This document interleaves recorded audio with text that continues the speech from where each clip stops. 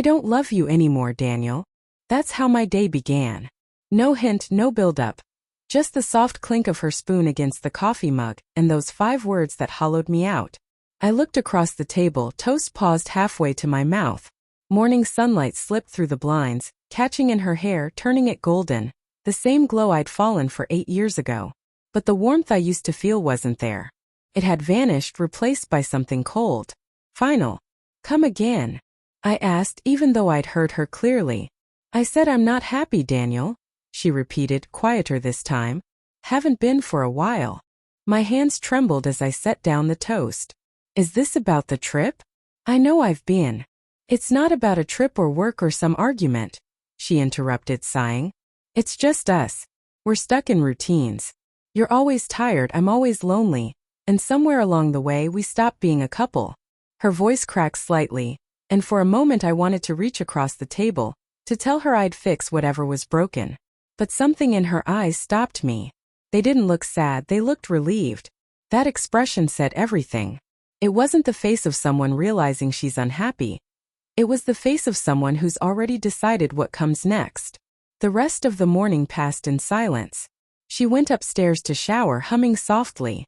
I sat there, staring at her half-eaten oatmeal, feeling the air shift around me. I wasn't naive. I knew marriage had its flaws. But the way she'd said it, calm, rehearsed, it didn't feel like a confession. Felt like a plan. I went to work, though my head wasn't in it. Around noon my phone buzzed. Don't forget dinner at Mom's tonight. Be home by 6. I stared at the message. Dinner at her mom's. The same day she told me she didn't love me? Something was wrong. During lunch I called my friend Evan, the one person who never sugar-coated things. She said what? He nearly choked. That she's not happy. Just like that. Over breakfast. You think there's someone else? He asked. I hesitated. I don't know. But she didn't cry. Didn't even look sad. She looked free. Then you already know, he said quietly. And I did. The signs had been there. Her phone always face down, late nights for work, a sudden obsession with yoga, and that new perfume, sharp, floral, unfamiliar. When I got home that evening she was dressed up. Not just dinner with Mom dressed. More like date night dressed. Hair done, makeup light but deliberate. A black dress I'd never seen before. Hey, she said with a faint smile. You're early. I left work early, I replied, hanging up my keys. You look nice. Thanks. She brushed past me, that perfume surrounding her. I thought we were going to your mom's, I said, noticing an overnight bag by the door. She froze. Yeah, I'm staying over. She's not feeling well. I want to keep her company. My eyes drifted to the bag. You packed the blue dress too? Her jaw tightened. Daniel, please don't start. I wanted to yell, to throw something, but I didn't. I just walked to the counter where her phone sat charging, face down as always. Who is he? I asked. Her eyes flicked up. What? Who's making you unhappy? Who's making you dress up for your mom? Who's getting the version of you I haven't seen in months? Don't do this, she said, her voice trembling now. It's not. But I'd already picked up the phone. She lunged for it, but I held it away and swiped up the screen. A message thread opened. The name at the top. Caleb Blackheart. The latest message read, can't wait to see you tonight. Wear the black dress. You looked unreal last time. My throat went dry. I scrolled higher, weeks of texts. Compliments. Jokes. Plans. Photos. Photos taken in our bed. She stood still, tears forming but not falling. Daniel, please. How long? My voice broke. How long, Lily? She pressed her hands to her mouth. It just happened. I didn't plan it. I was lonely and you were so distant. Don't you dare blame me, I snapped. You could have talked to me.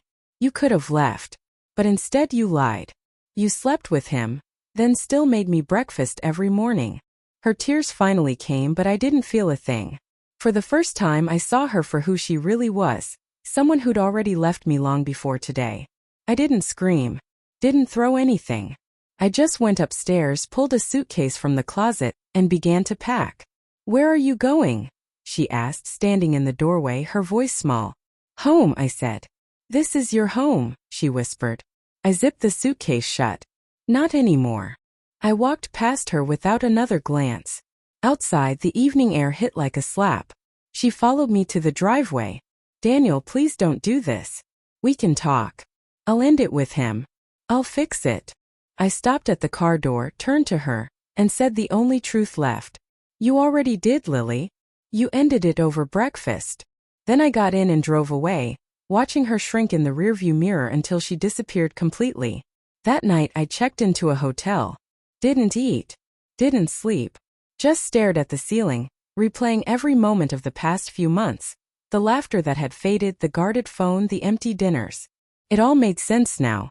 The worst part wasn't her betrayal. It was realizing how blind I'd been. How I'd convinced myself that love could hold someone who'd already let go. By morning my decision was made. When she called, I answered on the first ring. Daniel, she whispered. I'm sorry. Please come home. We can talk or see a counselor. No, I said quietly. We're done. She started to sob. You can't just throw this away. You threw it away the moment you let someone else touch you. I said. I'm just cleaning up the mess. Silence. Then, through the static. I didn't think you'd actually leave. I didn't think you'd actually cheat, I said, and hung up. 2 weeks later, the divorce papers were signed. She didn't contest it. Maybe she thought I'd cool off, that I'd come back once the sting faded. But some things once broken can't be fixed. I learned that the hard way. Evan helped me move into a new apartment. I tossed the sheets she'd stained with her lies, sold the couch we bought together, deleted every photo. But still there were moments, quiet ones, when I missed her. The way she hummed while cooking, the way she traced circles on my arm at night. Memories linger even when love rots. A month later, I saw her by chance at the grocery store. She looked smaller somehow, worn, lonely. Hi, she said softly. Hey.